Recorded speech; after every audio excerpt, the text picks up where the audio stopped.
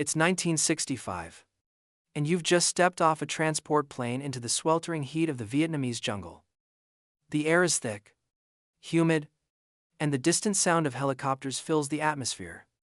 Your unit has just been issued the M16, a rifle promised to be the most advanced weapon in the world, light, accurate, and easy to carry. The jungle around you is dense and unforgiving, but you trust in your new weapon. But then, after just a few rounds, something goes wrong. The rifle jams. You're surrounded by the enemy. Your M16 useless in your hands. How could something so promising turn into such a deadly mistake? To understand how the M16 went from being the future of warfare to a soldier's nightmare, we must look back to where it all began. In the aftermath of World War II, the U.S. military faced a significant challenge. Its small arms were outdated and inefficient. The arsenal was a patchwork of different weapons and ammunition, each with its own specific needs and requirements. Infantry units used a mix of M1 Garands, M1 carbines, submachine guns like the Thompson, and machine guns like the M1919. This created major logistical problems, as each weapon had different magazines, parts, and maintenance procedures. Keeping these weapons in good working order was a constant headache. The military needed a solution that would simplify things. The idea was to design a single, standardized weapon that could replace most of the older models and be used across the entire military. One of the main goals was to reduce the number of different types of ammunition needed. This would make supply lines more efficient, cut down on the number of spare parts, and make training soldiers easier. At the same time, there was a push to modernize the military's weapons to meet the changing needs of warfare. The thinking was that smaller, lighter rifles would be more effective in combat, especially in environments like jungles or urban areas, where close-quarters battles were common. By the early 1950s, the idea of a lighter, more efficient rifle was gaining ground. Researchers started looking at smaller caliber rounds, which would allow soldiers to carry more ammunition without increasing their load too much. One of the people who saw this potential was Eugene Stoner, an engineer working for the Armalite Corporation. Stoner and his team at Armalite began designing a new rifle that would use a smaller, high-velocity round, which could provide enough power to be effective in combat while being easier to handle. Stoner's initial design, the AR-10, used a 7.62mm cartridge, which was similar to the NATO standard. While the R-10 showed promise, Stoner's real breakthrough came when he scaled down the design to accommodate an even smaller caliber, the 5.56mm round. This new round was much lighter, which allowed soldiers to carry more ammunition without adding significant weight. The smaller round also had lower recoil, making the rifle easier to control, especially during rapid fire. The AR-15 was born out of this smaller, lighter design. The rifle had an aluminum receiver, which made it much lighter than the wood and steel rifles that had been standard for decades. It also featured synthetic furniture, such as a plastic stock, which made it more resistant to the elements, particularly humidity. This was a big advantage, especially for soldiers fighting in the tropical climate of Southeast Asia. The rifle also had a new gas-operated mechanism that made it more efficient and reliable. When the AR-15 was tested, it quickly became clear that it had the potential to revolutionize infantry combat. The rifle was lighter, more accurate, and easier to maintain than anything that had come before it.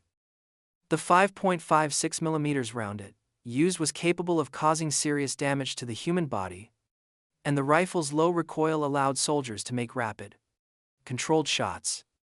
This made it ideal for the types of combat that were becoming more common, such as close-quarter firefights in dense jungles or urban environments. However, the AR-15 was still in its experimental stage, and the U.S.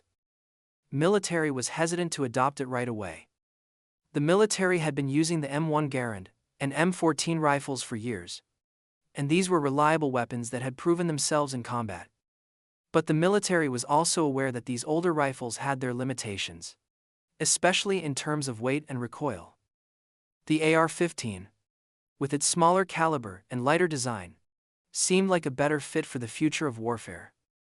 In the early 1960s, as tensions in Vietnam escalated, the U.S. military began to look for a new rifle to equip its soldiers. The AR-15 caught the attention of military leaders, and in 1962, the U.S. Army began testing it in the field.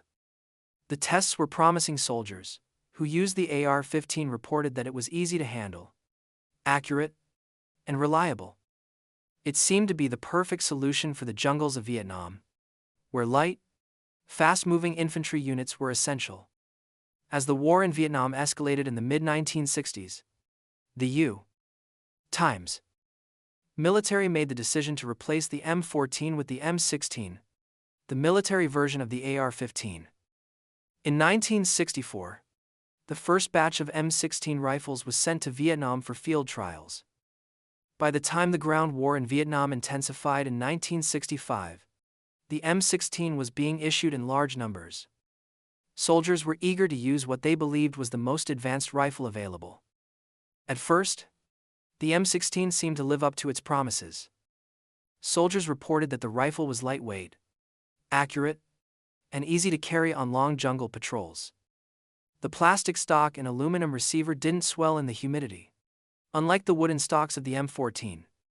And the smaller 5.56 mm round allowed soldiers to carry more ammunition, which was critical in the long, drawn-out firefights of the Vietnam War. But soon after the first engagements, the problems with the M16 started to surface. Rifles that had worked well in training began to malfunction in the field. The rifles would jam, fail to eject spent cartridges, or refuse to fire at all. Soldiers in combat found themselves facing an enemy without the most basic tool of survival, a working rifle. So, how did a rifle that seemed so perfect for the job end up failing so badly in Vietnam? The answer lies in a combination of poor planning, bad decisions, and a series of oversights that turned a promising new weapon into a deadly liability. But before we explore those failures, let's look at what went wrong with the M16 and why it became one of the most infamous weapons in U.S. military history. When American soldiers first stepped into the jungles of Vietnam, they were armed with what they had been told was the future of infantry warfare, the M16 rifle. It was lightweight, compact, and promised increased accuracy and reliability. In theory, it was the perfect weapon for the dense, humid environment of Southeast Asia, where combat often took place at close quarters. The M16's design was a dramatic departure from the heavy, cumbersome M14, and soldiers were excited about their new, modern weapon. But the excitement quickly turned into frustration. During the first major firefights, soldiers began reporting malfunctions. The rifles, which had functioned so well in controlled tests, began to jam in combat. Some soldiers, caught in the heat of battle, found that after just a few rounds, their M16s refused to fire, leaving them vulnerable to enemy fire. The failures were not isolated incidents. In some units, entire squads faced catastrophic malfunctions, rendering their M16s useless in the middle of a fight. It wasn't long before these malfunctions became a serious problem. In some cases, soldiers were found dead beside their disassembled rifles, trying desperately to clear a jam in the heat of battle. These reports sent shockwaves through the military. How could a rifle, which had been so well received in early trials, suddenly become a deadly liability? What had gone wrong? The truth was that the M16's issues were not the result of poor training or misuse, as some in the military had initially claimed. The problems were much deeper, stemming from a series of critical oversights and cost-cutting measures that turned a promising weapon into a weapon that soldiers couldn't trust. One of the most significant factors contributing to the M16's failures was the ammunition it used. The M16 was designed to fire the 5.56 mm round, a smaller caliber compared to the M1 Garand's .30 caliber and the M14's 7.62 mm. The idea behind the smaller round was that it would allow soldiers to carry more ammunition without increasing their load. In theory, This was a great idea, especially for jungle warfare, where engagements tended to be close range and rapid fire. However, during the rifle's development and testing phases, the powder used in the 5.56mm ammunition was carefully selected to ensure the M16 functioned smoothly. But when the M16 was put into mass production, the Army made a significant change without proper testing. To cut costs, the Army switched to a cheaper type of gunpowder, WC-846, which had different burn rates and characteristics compared to the original powder. This new powder created more fouling in the rifle's gas system, causing jams and malfunctions that soldiers could not fix on the battlefield. But the problems didn't stop there. The M16 was initially advertised as a self-cleaning rifle, which gave military officials a false sense of security. Colt, the manufacturer of the rifle, had pushed the idea that the new materials and gas-operated mechanism would significantly reduce the need for regular cleaning. This idea was also echoed by military officials who believed that the rifle's design would perform well in the harsh conditions of Vietnam, where dirt and moisture were constant threats. As a result, soldiers were not issued proper cleaning kits. The Army's assumption that the rifle was self-cleaning turned into a deadly oversight. In reality, the M16 quickly fouled up in the jungle. After just a few magazines of fire, the rifle's gas system would become clogged with carbon and residue, which was compounded by the cheap ammunition. In a jungle environment, where dirt and moisture could easily get into the rifle's mechanisms, this fouling became a serious issue. With no cleaning kits available, soldiers resorted to makeshift solutions. Some would try to clean their rifles with aircraft fuel or other improvised materials, but these were ineffective at best and dangerous at worst. The result was a rifle that was unreliable in combat, forcing soldiers to fight with a weapon they could not trust. The M16's malfunctions were not just minor annoyances, they were life-threatening. In one infamous incident, a squad was caught in a firefight, and nearly a third of the rifles failed during the engagement. Soldiers resorted to using their bayonets, pistols, and grenades to fight back, often out of sheer desperation. Entire platoons were found dead next to their disassembled rifles, still trying to clear jams when they were killed. In some cases, soldiers even had to pick up enemy weapons in order to keep fighting. At first, the Army tried to downplay the issue. They suggested that the problems were caused by improper maintenance or faulty ammunition. Some soldiers were even blamed for failing to properly clean their rifles, despite not being given the proper tools or training. But as the reports of malfunctions continued to flood in, it became clear that something was seriously wrong. The Army could no longer ignore the problem. The failure of the M16 became a crisis that could not be hidden. Stories of soldiers dying because of jammed rifles reached the American public. Congress became involved, and an investigation into the issue was launched. What was supposed to be a technological leap forward had turned into a tragic disaster. The M16, which had been promised as the future of warfare, had instead betrayed the very soldiers it was meant to protect. As the situation worsened, the Army was forced to take action. In the short term, they began sending cleaning kits and lubricants to the front lines. The rifles were modified with new components to address the issues with fouling and gas buildup. New ammunition was developed to reduce the problems caused by the WC-846 powder. But these fixes came too late for many soldiers who had already paid the ultimate price. By the time the M16's problems were fully addressed, it was too late for those who had already suffered. The weapon's early failures had cost lives, and the stigma surrounding it remained long after it was fixed. The M16 would go on to serve as the standard infantry rifle for the U.S. military, but the lessons learned from its disastrous early years would never be forgotten. By the time the M16 had been issued in large numbers to U.S. troops in Vietnam, the situation was already dire.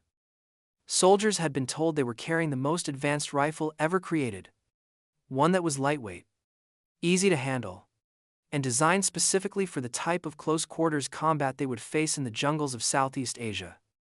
But in the brutal reality of combat, the M16 quickly proved itself to be unreliable. At first, The M16's failures were subtle. Soldiers would notice occasional malfunctions during training, but these were often brushed aside as minor issues. However, once they entered the dense, humid jungles of Vietnam, the real problems began. The high heat and moisture combined with the rifle's failure to function properly in these conditions made the M16 a liability on the battlefield. The once promising weapon became a source of fear and frustration for the men who were relying on it to survive.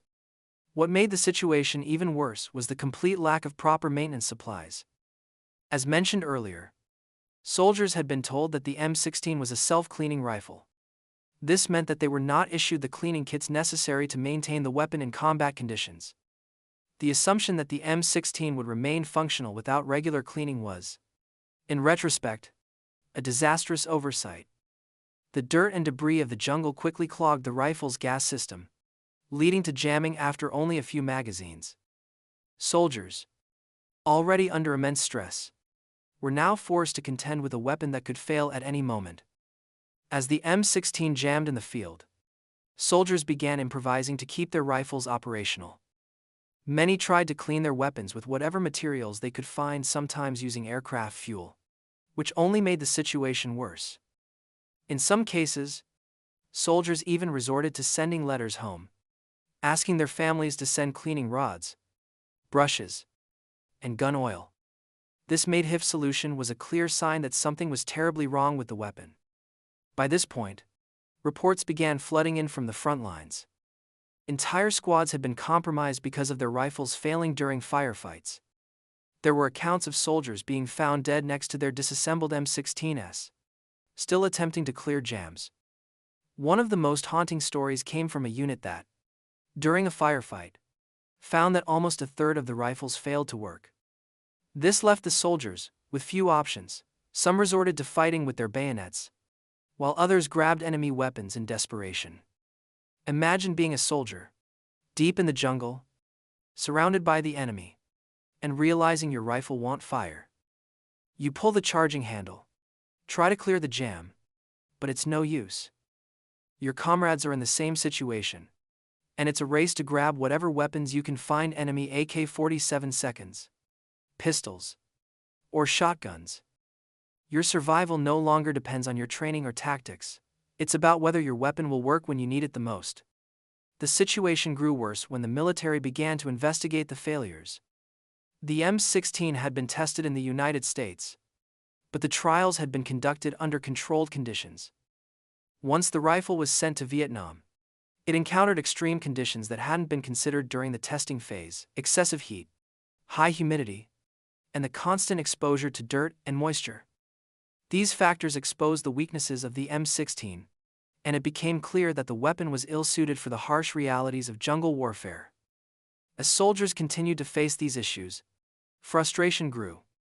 The belief that they had been issued the best weapon quickly turned into a bitter realization that they had been betrayed. Many soldiers began to lose confidence in the M16 and, by extension, the leadership that had sent them to war with a faulty weapon. Reports of malfunctions kept coming in, and the situation reached a breaking point. At this stage, the weapon that was supposed to give them an edge in combat was only causing more problems. But the military was slow to act. For months, the army downplayed the severity of the situation, blaming the soldiers for not maintaining their weapons properly. The idea that the rifle itself was flawed was difficult for many to accept, especially considering the money and resources that had been invested in the M16's development. Some officials even insisted that the soldiers simply needed more training to handle the new weapon. However, as the number of malfunctions continued to rise, the army was forced to confront the issue. In the midst of a growing crisis, the military had to acknowledge that the M16 was not the weapon they had hoped it would be. The first changes came slowly. The army began rushing cleaning kits and lubricants to frontline units, but this was a temporary fix at best. The deeper issues with the weapon, particularly its reliance on the cheap, dirty ammunition that had been introduced without proper testing, remained unresolved. The army also began to examine the M16's design. In addition to the fouling caused by the ammunition, the lack of chrome-lined chambers was a significant flaw. Without chrome, The chamber was more prone to rust and corrosion, which worsened the jamming problem. The M16's gas system also came under scrutiny, and it was determined that the rifle's high rate of fire, combined with the cheap ammunition, led to the malfunctions. But the damage was already done. The soldiers who had trusted the M16 to protect them had paid a heavy price. Many of them never made it home. The weapon that was supposed to represent the future of warfare had, instead, become a source of horror and disappointment for the men who fought with it. As reports of failures mounted, the military had no choice but to make changes. But for many soldiers, it was too little, too late. Their experience in Vietnam would forever be marked by the frustration of fighting not just the enemy, but also the rifle that was supposed to keep them alive. By the time the M16's failures became undeniable, the U.S. military was already in a difficult position. The rifle was a key component of the Army's strategy in Vietnam, and abandoning it would be a huge blow to military morale and public confidence. The soldiers in the field were paying the price for a weapon that should have been a leap forward but had instead turned into a deadly liability. As the problems grew, so did the efforts to cover them up. Initially, the military and the manufacturers, like Colt, tried to downplay the M16's malfunctions. In an attempt to deflect blame, they argued that the rifles were malfunctioning due to improper maintenance by soldiers. The military's stance was that the weapon was not at fault, but the soldiers had failed to clean their rifles properly. However, this claim fell flat with the soldiers in the field, who knew all too well that they hadn't been provided with adequate cleaning supplies or proper training on how to maintain the rifle in the extreme conditions of Vietnam. In reality, soldiers had been told that the M16 was a self-cleaning rifle, and the military had not issued the proper cleaning kits. This misinformation, combined with the lack of equipment to maintain the rifle, made it nearly impossible for soldiers to prevent the jams and malfunctions that were now so common. The idea that soldiers could somehow be to blame for the failures was an insult to those who had fought in some of the most grueling conditions imaginable. The military's response was more about saving face than addressing the real problems. As reports of M16 malfunctions continued to pour in, the Army insisted that the rifles were still the best option available, and that the failures were simply the result of a few bad apples or operator error. This response only fueled the frustration among soldiers who were dying, because of the very weapon they had been promised would save them.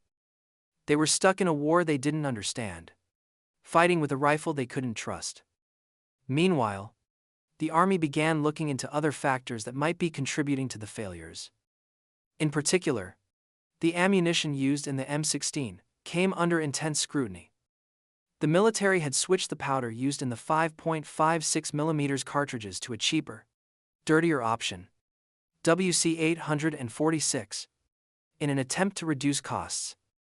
This decision, made without proper testing or consultation with the rifle's designer, Eugene Stoner, turned out to be disastrous. The new powder burned hotter, leaving more carbon and fouling in the rifle's gas system. This caused even more jams and malfunctions, and the soldiers who were already fighting a war had to fight against their rifles as well. Despite the mounting evidence that the M16 was fundamentally flawed, the military's response remained sluggish. They sent additional cleaning kits and lubricants to the front lines, but this was a temporary fix at best. The deeper issues with the ammunition and the rifle's design were left unresolved. Soldiers were still being sent into battle with rifles that could fail at any moment, and no one in the chain of command seemed willing to take responsibility for the disaster that was unfolding. In the face of increasing public pressure and stories of soldiers dying due to their rifles' malfunctions, the Army was forced to take action. By late 1966, an official review of the M16 was underway. The investigation revealed the depth of the problems: dirty ammunition, lack of proper maintenance, and poor design decisions. Despite the urgency of the situation, no one was held accountable for the mistakes that led to the M16's disastrous performance in Vietnam. The blame was quietly shifted to the soldiers who had been left to fight with an unreliable weapon. While the military worked to address the issues with the M16, many soldiers on the front lines continued to struggle with their malfunctioning rifles. The sight of a soldier desperately trying to clear a jam under fire became all too common. The fact that the M16 had failed them at the most critical moments was a bitter pill to swallow. The trust that soldiers had placed in their weapons was shattered, and many began to rely more on hand grenades, pistols, and enemy weapons, anything to stay alive. By now, the military could no longer ignore the fact that the M16 had failed in its primary mission, to be a reliable and effective weapon for the American soldier. But it was too late for many. The damage had been done. The soldiers who had fought with the faulty rifles had paid the price with their lives. And the families back home, who had sent their sons off to war, believing in the promise of the M16, were left to mourn the loss of those who had been betrayed by the very weapon they were given to defend themselves. As the situation worsened, the military began to make changes to the M16. The first modifications included improvements to the rifle's gas system, changes to the ammunition to reduce fouling, and the addition of a forward assist feature that allowed soldiers to force the bolt into battery if it wasn't fully seated. These fixes were slowly implemented, but by the time they were fully in place, too many soldiers had already lost their lives. It wasn't until the introduction of the M16A1 in 1967 that the rifle was finally made reliable enough to meet the demands of combat. The chamber was chromed to prevent rust and corrosion. The gas system was modified to prevent fouling, and the ammunition was reformulated. These changes addressed the fundamental flaws that had plagued the rifle since its introduction. The M16A1 proved to be much more reliable, but for many soldiers who had already suffered from its predecessors' failures, it was too little, too late.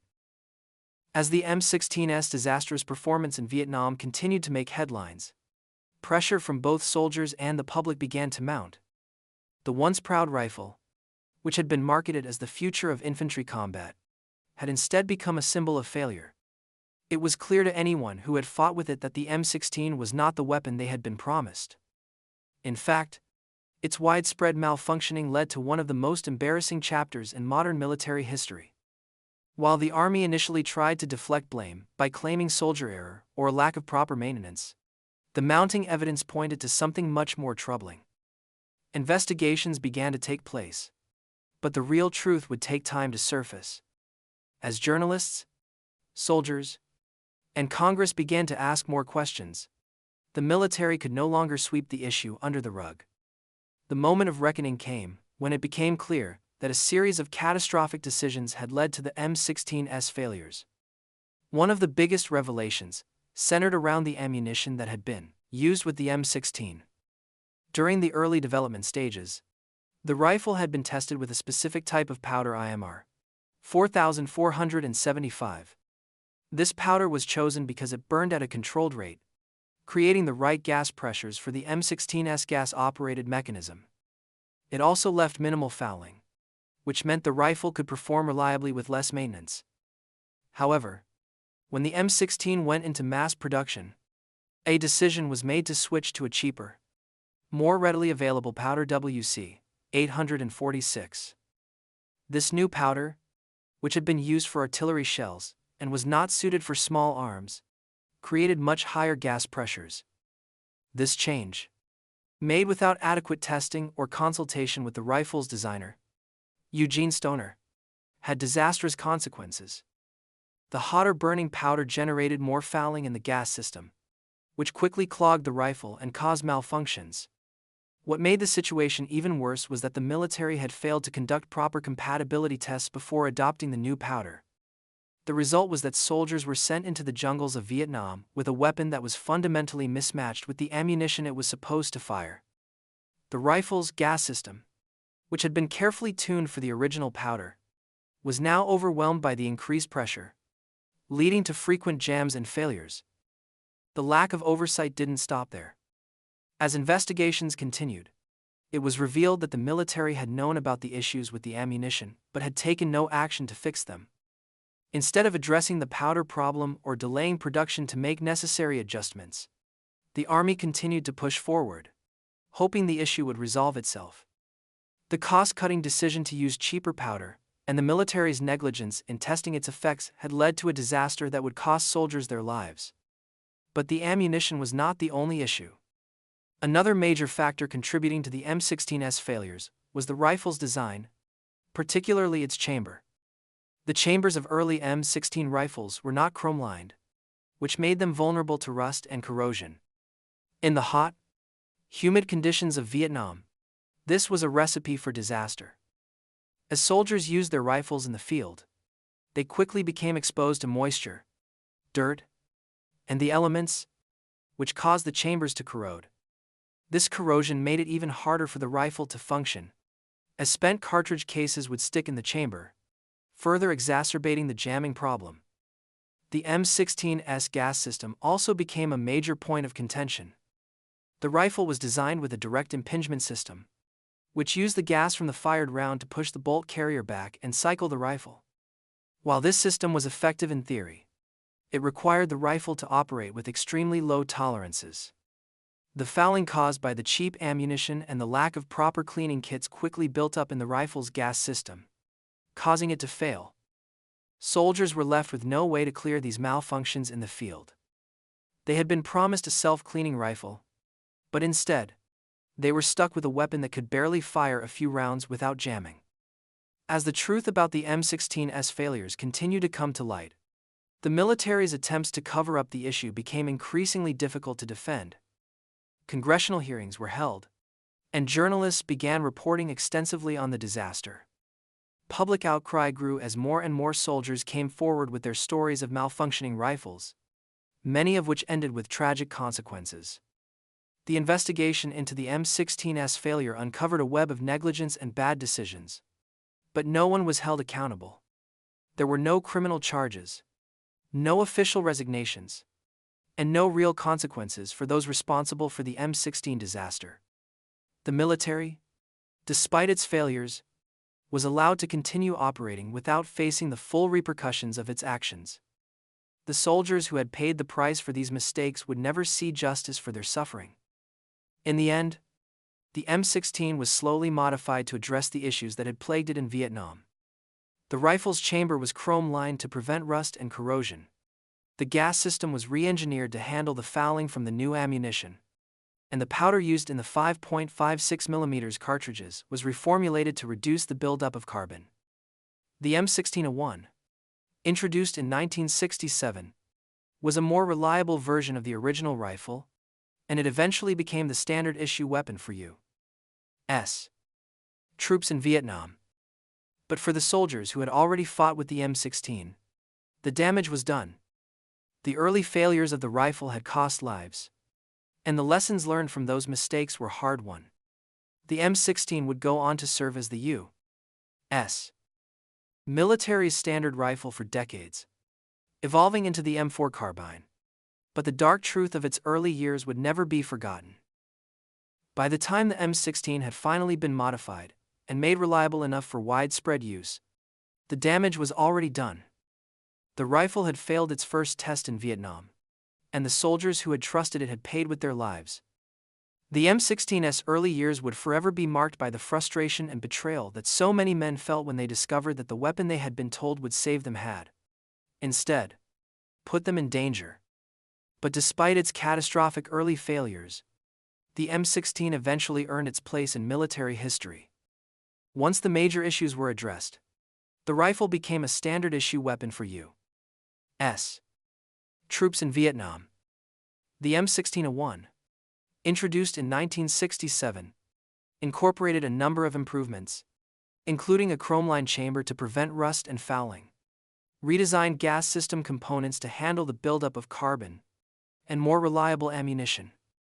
These changes significantly improved the rifle's reliability, and by the late 1960s, the M16 had become the backbone of the U.S. military's infantry forces. As the M16's design matured, so did its reputation.